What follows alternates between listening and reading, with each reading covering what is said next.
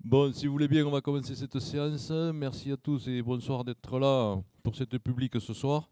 Merci Philippe de nous accueillir et d'avoir mis cette salle à disposition pour pouvoir tenir donc cette publique. Ah, c'était pas. Il faut que je recommence? Non, ça va, merci. Donc nous avons le quorum qui est largement atteint, donc nous pouvons valablement délibérer. Et on a aussi 6 procurations. Béatrice Brett Garcia qui a donné procuration à Maïté Brocalano, Étienne Barrère à Jean Rodriguez, Pierre Dulon à Nicolas Labeillerie, Isabelle Dufaux à Françoise Martinez, Marie-Dominique Rameau à Patrick Giacosa et Michel Labatut à moi-même. Voilà. Donc, il nous faut un secrétaire, une secrétaire de séance. Faut-il qu'il y ait des signatures demain matin? Demain? Oui. Donc, quelqu'un de disponible demain? Oui, peut-être. Non? Il n'y a pas urgence demain? Mais enfin bon, si c'est fait demain, c'est fait. Alors, qui lève la main pour faire... Cécile? Allez, elle a l'habitude maintenant. Donc, secrétaire de séance, Cécile. Laurent. Donc, nous allons commencer l'ordre du jour par l'exposé 0000. Voilà encore le quorum qui se conforte. Communication et décision prise par le président par délégation du conseil communautaire. Alors, une décision en date du 12 décembre 24 portant reconduction et autorisation temporaire d'occupation du domaine public pour l'aérodrome de Condom-Valence. Une reconduction pour 6 mois à compter du 1er janvier 2025. En date du 19-12-2024, décision portant rejet de la réclamation préalable du co-traitant architecte du patrimoine du groupement de maîtrise d'œuvre du centre Salvandi, avec une date d'application au 19-12-24. Réclamation d'honoraires complémentaires pour un montant de 6 837,50, donc rejet par forclusion. Un arrêté du 19-12 portant modification d'une régie de recettes pour la gestion de l'espace coworking dans la communauté de communes. Modification des tarifs, on en avait déjà parlé de ça. On n'a pas fait l'appel? Bon, vous voulez que je... Oui. Allez, on va faire l'appel. Excusez-moi.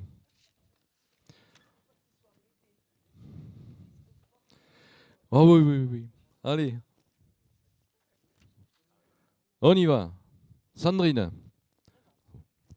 Maïté. Frédéric. Jean-François. Philippe Dufour. Philippe Brett. Michel Labatut. Donne procuration à moi-même. Voilà, d'accord, ok. Turumo Christian est là. Nicolas Mélier est excusé. Raymond Debarthe.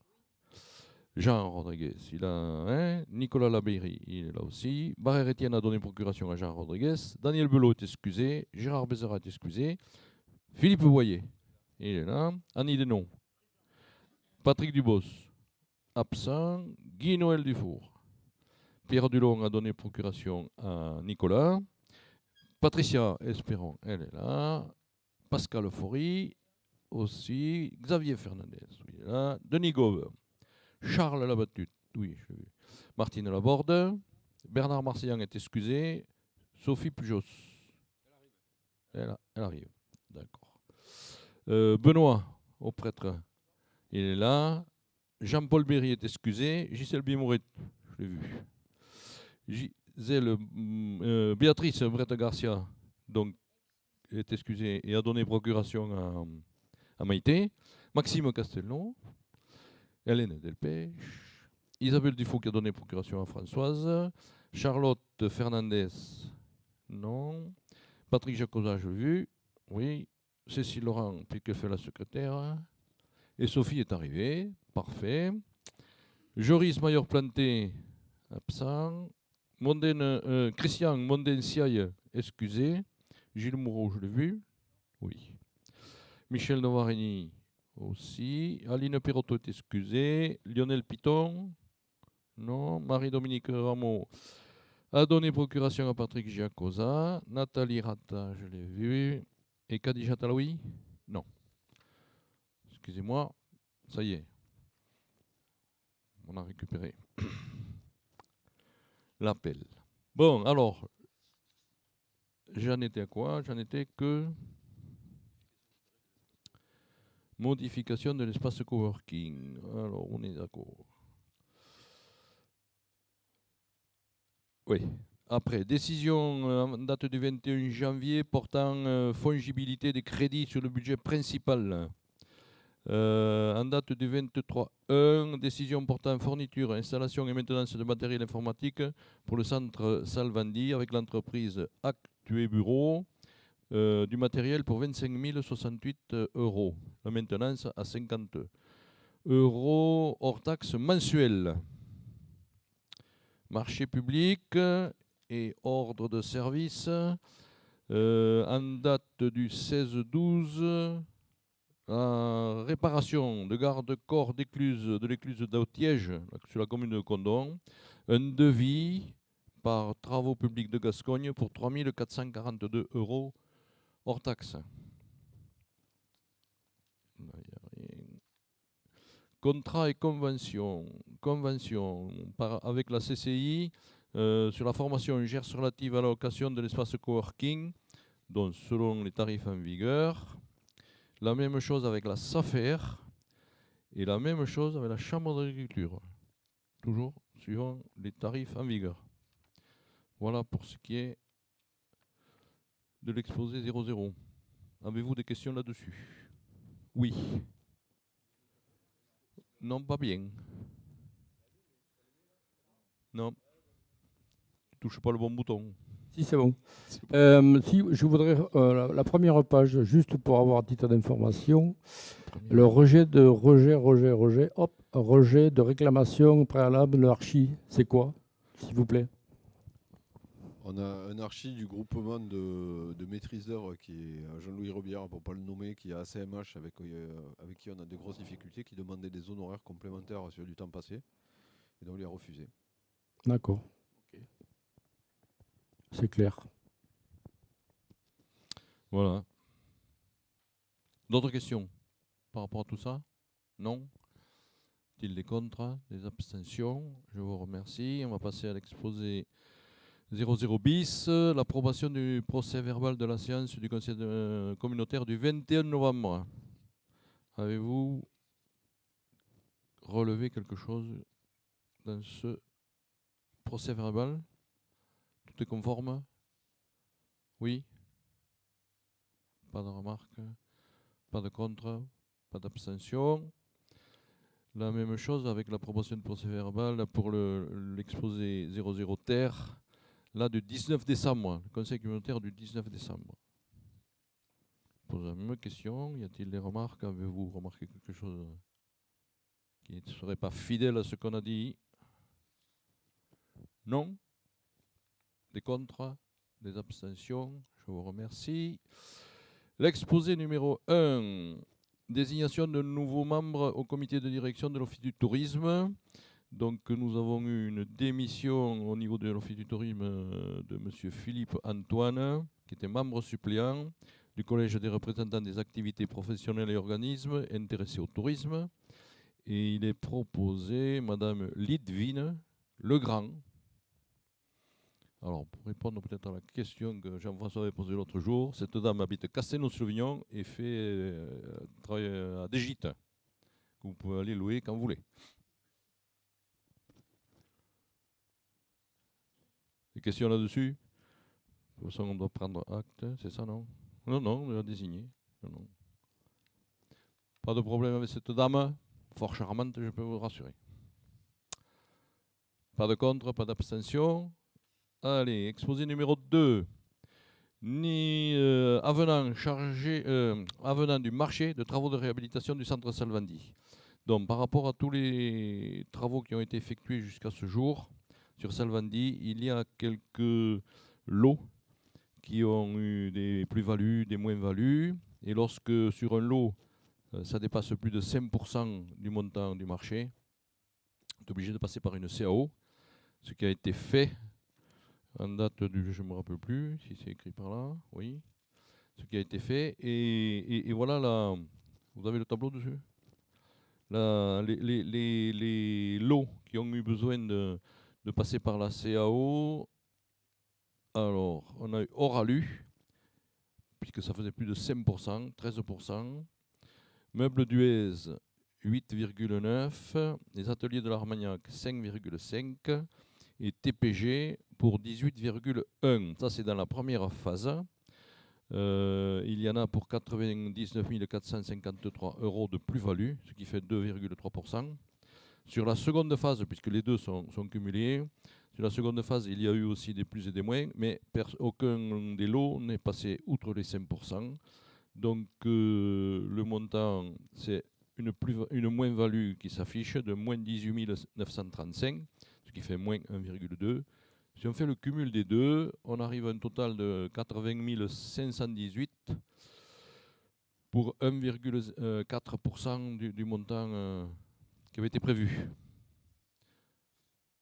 Est-ce que vous avez des questions, Monsieur Xavier? Je voulais tout te préparer. Tu vas anticiper. Si je vais, comme en plénière, je vais juste poser quelques questions. Je suis surpris de tous ces avenants. Alors j'ai un doute que le cabinet d'architecture ait travaillé en amont sur ce style de dossier. Moi, 80 000 €, je disais à mes collègues que ça fait quand même un peu d'argent. Donc il faut les sortir de quelque part. En valeur d'aujourd'hui, je ne vois pas bien les chiffres. Mais je crois qu'on est autour de 5, et quelques millions d'euros, d'accord, sur ce dossier. Donc je voudrais quand même savoir quel est le montant de subvention à aujourd'hui. J'avais posé les questions déjà à M. Lacroix concernant l'obligation légale de tout ce qui est contrôle annuel. Je n'ai pas eu de réponse. Obligatoire, SDI, c'est tout ce qu'on voudrait. Et ensuite, comme on a fait une grande visite de Santos Salvandi, j'avais déjà posé la question concernant le flux, combien on allait avoir en calcul à peu près de consommation électrique, gaz, etc. Donc si je peux avoir des réponses, ça m'arrangerait. Merci. On va essayer de t'amener ces réponses-là. En ce qui concerne les 80 000 €, 80 000 €, sur les 80 000 €, il y a de notre part d'avoir choisi autre chose que ce qui était prévu au départ aussi. Sur le parking, on y a rajouté 36 000 € sur le parking pour le rendre un peu plus perméable que ce qui avait été prévu au départ. Donc déjà, ça fait la moitié pratiquement ça. Donc je pense que les plus et les moins, si on les résume à ça, si on avait gardé le parking tel qu'il était, ça ferait que 40, quoi. Non.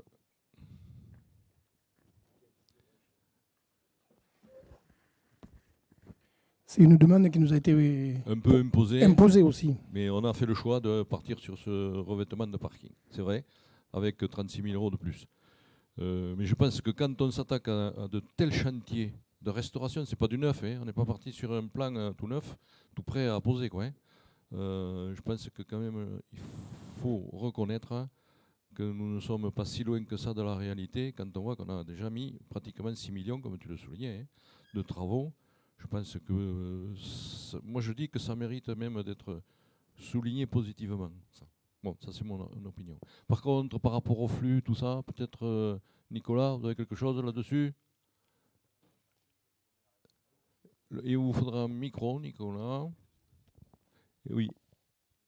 Et les subventions, c'est Florence. On va peut-être commencer par Florence, hein.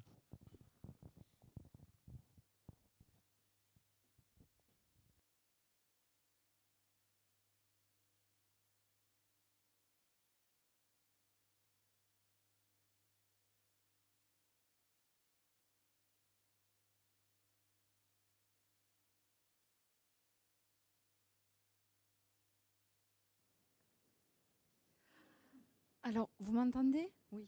Bon. Alors, sur les subventions, donc on a un plan de financement prévisionnel sur toutes les phases, où on arrive à un total aujourd'hui de 48%. Par contre, si on prend les phases déclenchées, c'est-à-dire la phase 0 de déconstruction, la phase 1, l'aile ouest, et la phase 2 qui a été déclenchée, là on est plutôt à 51% de subvention. Donc toutes ne sont pas encore attribuées, mais toutes ont été déposées.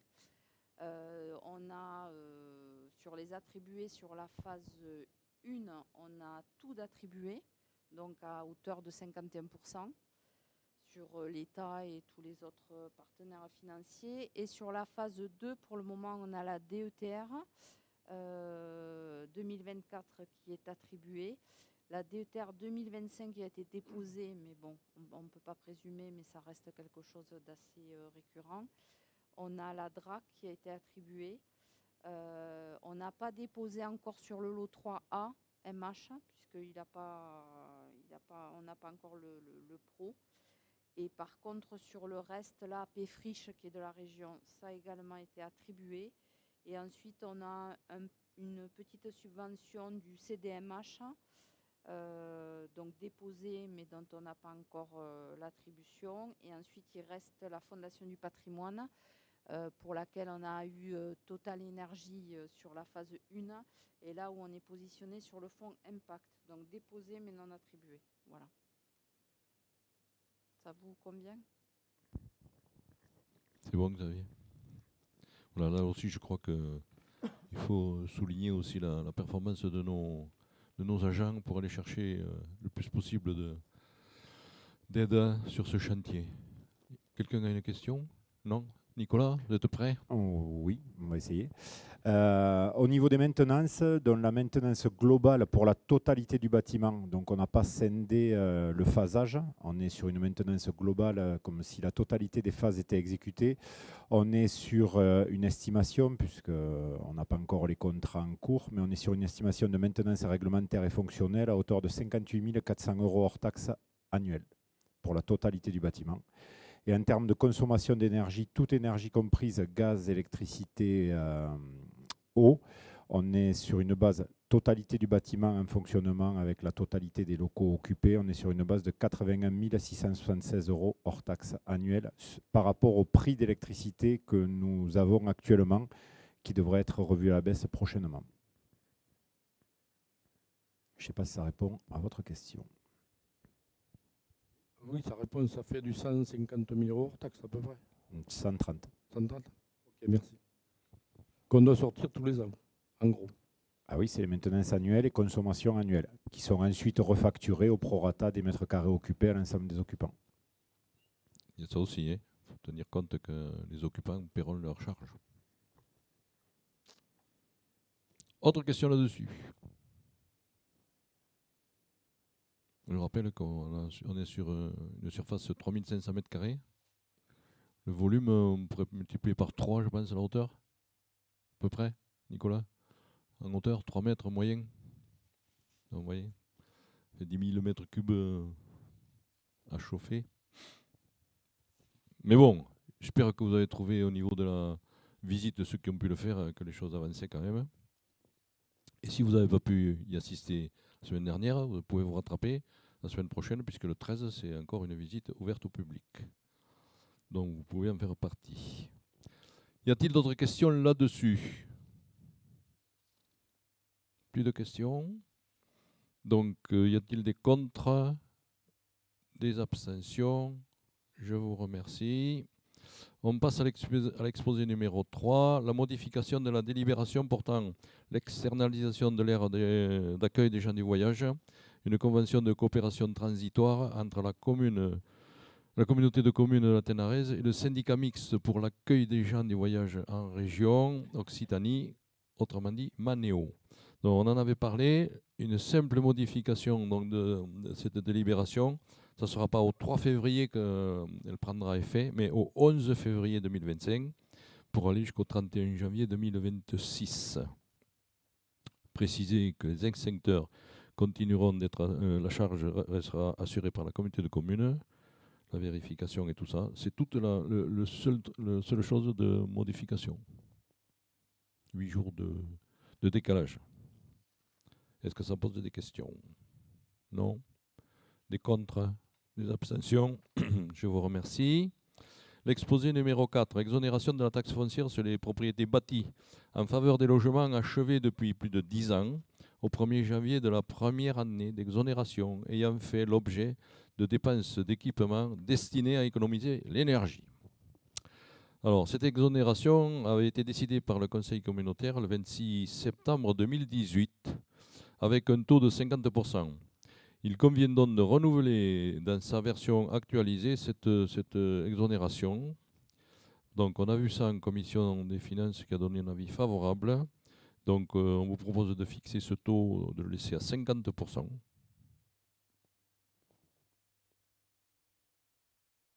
Est-ce que ça appelle des commentaires? Pas de oui, Xavier. Monsieur Paul, je vois que vous m'avez regardé, vous me répondez de suite. Hein. Vous aviez posé une question sur ce que ça représentait en montant. Ouais. Alors, je peux vous donner une fourchette parce que c'est pas. On a la liste des bases exonérées. Je peux rentrer dans le détail des bases exonérées sur le foncier non bâti. Donc c'est 95 000 euros, mais il y a plusieurs exonérations qui rentrent en compte. Donc si on fait 95 000 euros à 5%, c'est notre taux. Ça fait dans les 4 750 si je compte bien. Donc je pense que c'est de l'ordre de 2000 balles. Quoi. L'ensemble des bases exonérées, c'est 95 000 euros. À 5%, ça fait 4 700. Je représente la moitié, je prends la moitié, c'est entre 0 et 2000 balles. Quoi. Voilà. Je ne sais pas si je réponds bien à votre question. Oui, c'est bon. Merci Olivier. D'autres questions, d'autres remarques sur cette exonération? Non? Y a-t-il des contre? Des abstentions? Je vous remercie. Exposé numéro 5, l'ouverture de crédit pour paiement anticipé du budget annexe de l'aérodrome d'Hérite. Bon, vous connaissez tous la mécanique de début d'année. En attendant d'avoir voté nos budgets, donc on va chercher 25% des lignes qui nous permettent de continuer à fonctionner. Donc sur l'aérodrome de Hérite, nous avons 4583. Quand on prend les 25%, 1145 euros, 93 centimes pour fonctionner. Ça, tout le monde connaît. On est tous amenés à le faire dans nos communes aussi. Y a-t-il des questions là-dessus? Non? Donc, des contre, des abstentions. L'exposé numéro 6, c'est la même demande, mais par rapport au budget principal, qui là est un peu plus élevé. Donc, nous avons 5 763 033. Donc, quand vous prenez les 25%, si je ne m'abuse, ça fait 1 440 758. Toujours pareil, même mécanisme. Des questions? Non? Des contre? Des abstentions? Exposé numéro 7, toujours même principe, mais là c'est pour le budget des services communs. Là nous sommes sur un budget sur des lignes à 8010 euros, dont 25%, 2002 euros. Pas de commentaire? Pas de contre, pas d'abstention. Exposé numéro 8, régularisation de la dette de la CCT. Alors là, je vais peut-être laisser parler Olivier dessus. En fait, on a un État qui ne correspondait pas entre l'État, notre État et l'État de la trésorerie quoi, pour faire le SGC. Donc le service comptable a repointé tout notre capital emprunté. Il y avait un delta de... eux, ils avaient 6 550 296 et nous, on avait 7 308 224 29. Il convient de rétablir le montant de la dette de la communauté de communes auprès du SGC.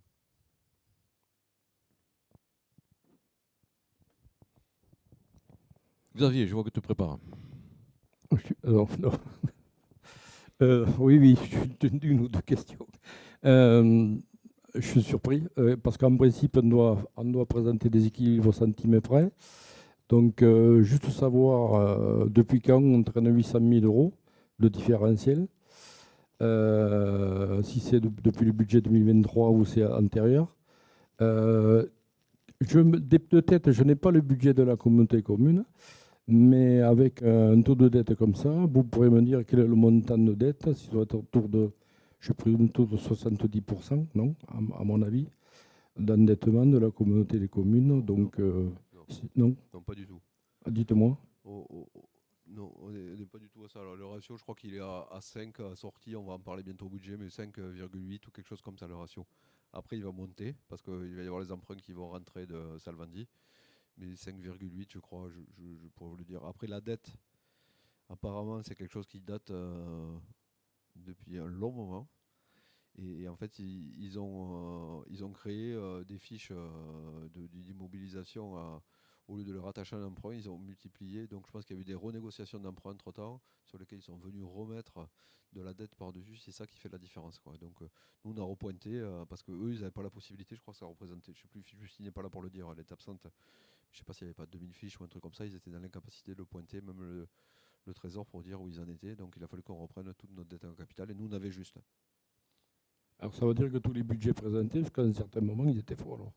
Alors, le budget était juste. La dette qui était présentée par la communauté de communes était juste.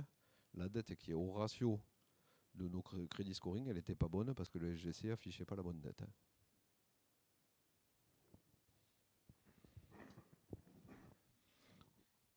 Apparemment, ça ne vient pas de la CCT, l'erreur. Hein, donc, voilà. Mais bon, il faut régulariser tout ça. Et c'est vrai que ça fait des sommes. D'autres questions? On y va pour cette régularisation. Donc, y a-t-il des contre, des abstentions? Je vous remercie. On est sur l'exposé numéro 9, la modification des statuts de l'EPF Occitanie. Alors là, c'est simplement pour donner un avis par rapport à la sortie de la commune de Fontenille et la commune de Ferrières et Arbost du périmètre de l'EPF Occitanie. C'est ça, Olivier? Je ne me trompe pas. Hein, voilà, donc c'est une demande qui est faite à toutes les... Comme je suppose, d'accepter que ces trois communes qui sont déjà sorties, hein, on n'a plus qu'à dire oui. Est-ce que ça pose des questions? Non. Des contre? Des abstentions? Je vous remercie. Exposé numéro 10, le tarif AOT, emplacement du port de Condom et de Valence-sur-Bèze. Alors, sur les deux AOT pour deux emplacements distincts sur le quai rive gauche établis sur les tarifs votés en 2020, qui prennent fin au 31 mars 2025. Et peut-être, vous voulez dire deux mots, Florence?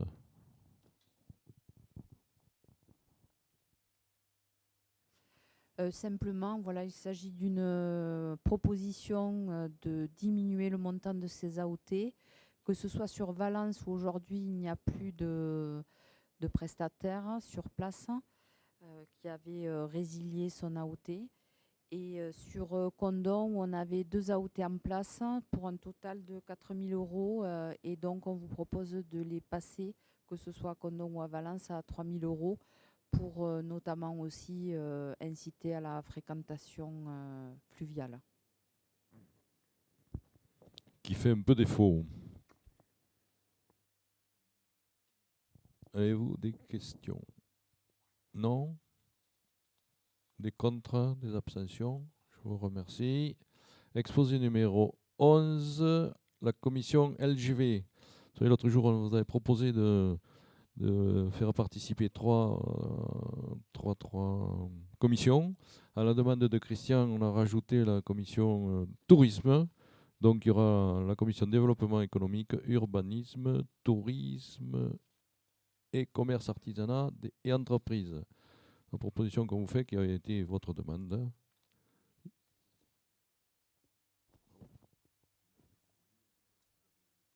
Oui, pratiquement tout le monde va y être. Hein. Y a-t-il des questions sur cette commission LGV qui va prendre forme bientôt, hein, on va être convoqué, je pense, bientôt. Pas de remarques? Des contre? Des abstentions? Je vous remercie. Exposé numéro 12, l'institution du permis de louer sur la commune de Larressingle. À la demande de Xavier, donc on vous propose d'instaurer sur la commune de Larressingle un permis de louer, et vous avez tous les sites qui seront concernés derrière. Par rapport à ça, on a vu ça en plénière l'autre jour. C'est à la demande de la mairie ou de monsieur le maire de Larressingle. Avez-vous des remarques? Pas de remarques. Des contre? Des abstentions? Je vous remercie. Merci pour Xavier. Oh oui. Non, je voudrais juste savoir, en fait, ça sert à quoi le permis de louer? Je suis désolé, mais j'ai pas connaissance de ce dossier. Ça, p- c'est pour les, c'est pour- ouais. Je suis néophyte, hein. Alors le permis de louer, donc ça permet de vérifier l'état des logements qui sont mis en location dans le parc privé. Donc c'est un dispositif qui se décompose en deux parties, soit la déclaration de mise en location qui intervient une fois que le logement est mis en location sur les périmètres qui ont été définis. Le deuxième dispositif qui est un petit peu plus complet, qui est l'autorisation préalable de mise en location, donc qui se fait avant la mise en location. Les propriétaires bailleurs doivent déposer un dossier auprès de la communauté de communes, donc c'est instruit par le service logement, avec tous les diagnostics, plomb, amiante, électricité, etc. Et il y a une visite sur place qui est faite pour vérifier que le logement est bien en bon état. Voilà, donc au départ, ça a été mis en place en 2018-2019 sur la commune de Condon, parce que c'est là où il y avait donc la mairie nous avait demandé de le mettre en place, parce qu'il y avait pas mal de problèmes d'insalubrité, on va dire comme ça, sur certains secteurs. Donc voilà. Donc ça fait depuis 2019 et là récemment la commune de La Rossaigne nous a demandé de le mettre en place sur son territoire et on va travailler certainement avec la mairie de Condon pour éventuellement l'élargir, je pense. Enfin, on avait des réflexions comme ça pour le réinterroger, mais ça peut être mis en place sur n'importe quelle commune. Voilà. Mais il faut quand même justifier du fait qu'il y ait des mises en location et éventuellement sur les secteurs où on met de l'autorisation préalable, des problèmes peut-être d'insalubrité.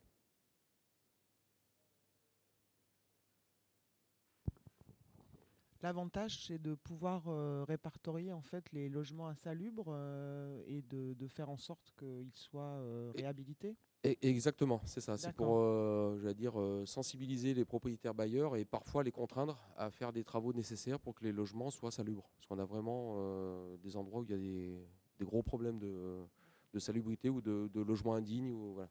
Ça dépend le niveau de qualification. D'accord, il faut passer par ce permis de louer qui est demandé par la commune. C'est un des outils. Voilà. D'accord. Okay. Après, on intervient aussi pour le compte de la CAF où on fait des visites de constat de décence. Donc quand on est en dehors de ces périmètres de permis de louer, en général, c'est la CAF qui nous sollicite pour qu'on aille. Je regarde la Roque-sur-Loise parce qu'on a eu un petit sujet la semaine dernière. Voilà. Donc on a en fait, c'est surtout le réseau de partenaires qui permet d'aller dans ces logements où il y a justement du mal logement, quoi. Voilà, pour résoudre des problèmes. Merci beaucoup, c'est très éclairant. Et ça ne prendra effet que au bout de 6 mois, hein, après la publication par la communauté commune. Oui. Oui, Hélène. c'était juste pour apporter un petit peu de précision par rapport à la ville de Condon, en sachant que nous avons déjà un service en place qui intervient chaque fois qu'un locataire envoie un courrier à monsieur le maire en signifiant qu'il loue un logement dit insalubre. Automatiquement, il y a une visite qui est faite par un agent habilité à la mairie qui va se rendre dans le logement pour constater, et ensuite le propriétaire est mis en demeure d'exécuter les travaux si ça s'avère nécessaire. Oui, je pense notamment maintenant les propriétaires qui veulent louer sont soumis aussi aux règles qui se sont densifiées, en fait, intensifiées de bilan énergétique. Voilà, donc des logements qui sont classés E, je crois, ne peuvent plus être loués en l'état.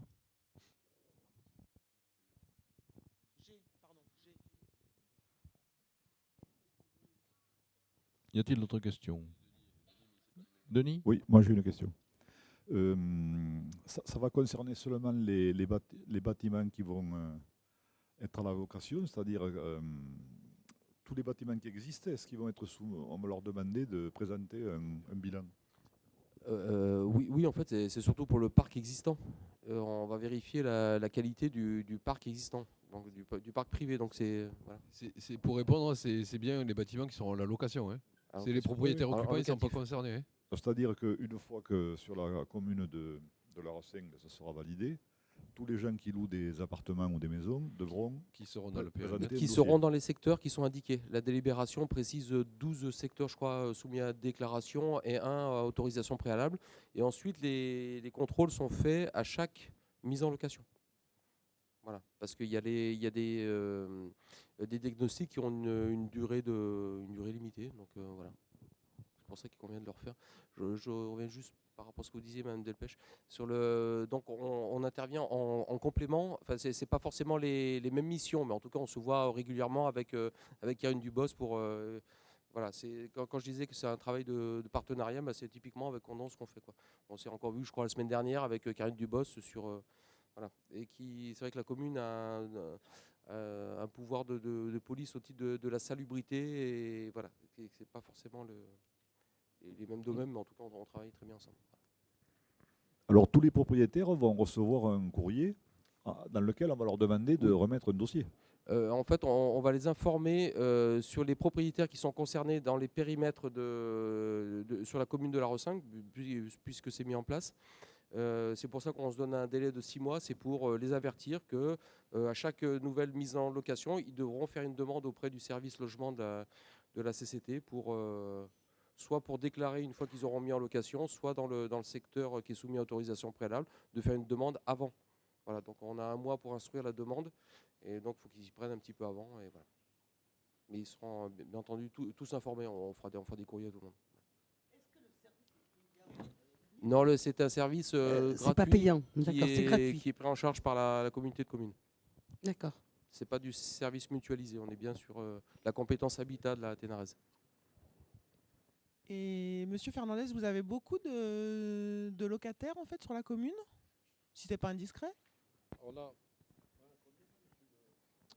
Oui, il y a 12 secteurs, mais dans certains, je crois qu'il y a plusieurs logements. Il y a un endroit où il y en a 3 et d'autres où il y en a 9. Donc voilà, on est sur une. Parce que là, on a mis, ce sont les propriétaires qui sont loueurs, mais il y a plusieurs locataires sur le même bâtiment. Il y a à peu près 15-20 logements qui sont concernés. D'accord.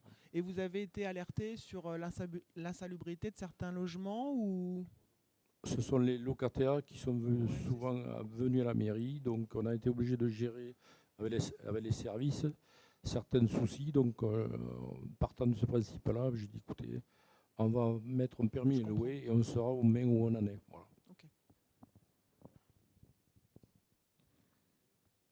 Oui, et ce service est assuré par un service ADS, où tout le monde n'est pas adhère à ce service. Donc il faudra peut-être y penser, quand on va avoir besoin de service, de pouvoir adhérer à ce service-là. Il n'a pas entendu.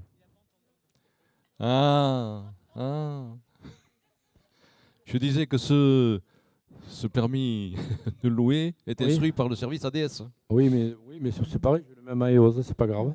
J'ai le même à EOS. Ah bon, mais bon.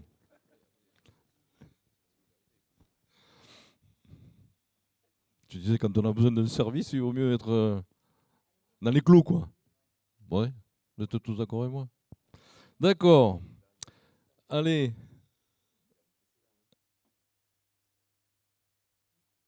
C'est-à-dire micro. Alors, j'ai pas trop de voix, mais je veux dire, là, on crée un précédent. On crée un précédent. Mais il va s'arrêter. Ah oui, mais bon, le précédent, il est créé. Donc, pour les autres, voilà, je me sens concerné aussi. Donc, pour les autres, il faudra que ça soit de la même façon. Merci. Parfait. Merci, Xavier. C'est déjà le cas parce que le service ADS, il est support du service logement. Quand vous avez une entrée en A, par exemple, ou un propriétaire qui vient faire refaire son installation de chauffage, ce genre de choses, on les traite de manière indifférenciée et de la même manière que la commune soit adhérente ou pas. C'est sûr, ça peut poser une question d'équité et d'équité sur le financement du service, j'en conviens, mais on les traite de la même manière. Allez, on va passer à l'exposé numéro 13. Suppression du budget annexe de la zone artisanale de Paume. Bon, ce budget est désormais terminé, il n'y a plus d'activité. Donc on vous propose de supprimer ce budget annexe de la zone de Paume et de procéder à la reprise de l'actif, du passif et des résultats dans le compte du budget général de la collectivité au terme de l'opération de liquidation. Les comptes du budget étant arrêtés au 31 décembre 2024. Donc voilà, il n'y a plus d'activité là-dessus, donc on vous propose de le résilier. Des questions? Pas. Des contre? Des abstentions? Je vous remercie. Exposé numéro 14. La charte d'engagement pour la mise en œuvre d'un projet expérimental Mamour à Valence-sur-Béise. Donc le projet porté par l'association La Mamour, il convient de signer une charte pour la mise en œuvre du projet expérimental permettant un accueil de qualité pour toutes les familles au sein d'une maison d'assistance maternelle à Valence-sur-Béise.